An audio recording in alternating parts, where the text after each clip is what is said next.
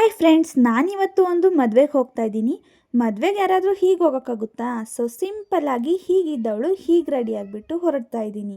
ನಮ್ಮ ಮನೆಯವರಂತೂ ಸುಮ್ಮನೆ ಕೂತ್ಕೊಬಿಟ್ಟಿದ್ರು, ನೀನೆಲ್ಲ ರೆಡಿ ಆಗು, ಅದಾದಮೇಲೆ ಹೇಳು ನಾನು ರೆಡಿ ಆಗ್ತೀನಿ ಅಂತ ಹೇಳಿ.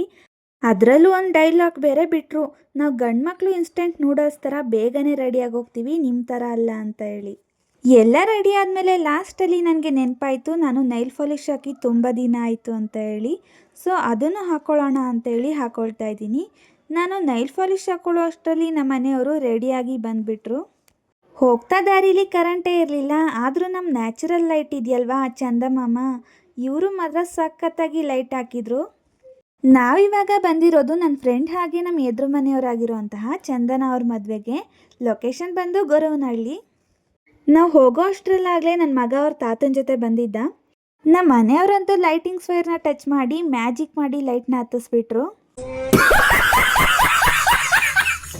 ಮ್ಯಾಜಿಕ್ ಗೀಜಿಕ್ ಏನಿಲ್ಲ ಗೈಸ್, ಎಲ್ಲ ಲಾಜಿಕ್ ಅಷ್ಟೇ. ಇನ್ನು ರಿಸೆಪ್ಷನ್ ಕೂಡ ಸ್ಟಾರ್ಟ್ ಆಗಿತ್ತು. ಕಪಲ್ಸ್ಗೆ ವಿಶ್ನ ಮಾಡಿ ಫೋಟೋನ ತೆಗೆಸ್ಕೊಂಡು ಊಟಕ್ಕೆ ಹೋಗ್ತಾ ಇದ್ದೀವಿ.